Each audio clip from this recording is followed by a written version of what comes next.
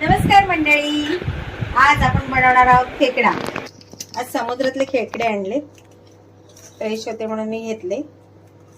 म्हटलं आज व्हिडिओ बनवूया, बरेच दिवस झाले व्हिडिओ बनला नव्हता।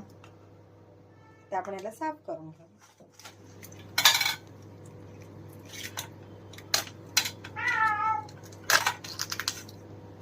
अशा प्रकारे साफ करून घ्यायचे, सर्व काढायचे।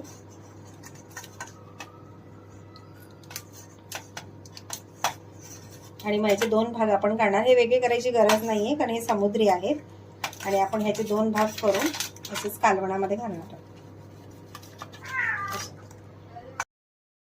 इथे मी एक भाजलेलं खोबरं घेतलंय बारीक करून, कोथिंबीर, कांदे कापलेले आहेत 3 आणि लसूण, आलं, कोथिंबीरची पेस्ट आणि खेकडे।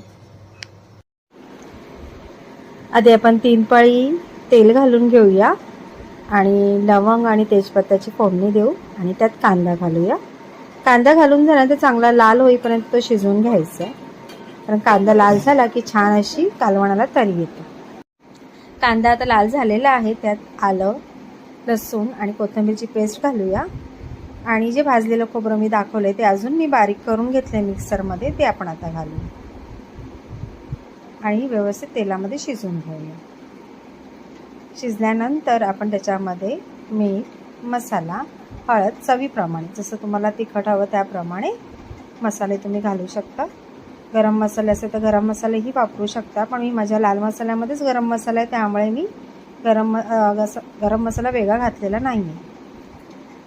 आता याच्यात खेकडे घालूया आणि पाणी घालून छान असं शिजत ठेवूया।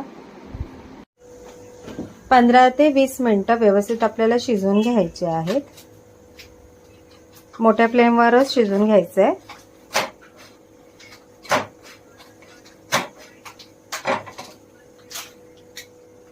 पाहू शकता तुम्ही, छान कलर आलेला आहे कालवणाला।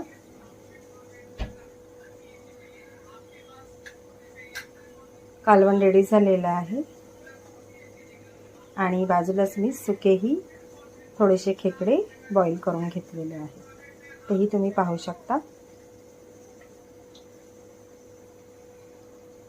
आपली डिश रेडी झाली आहे।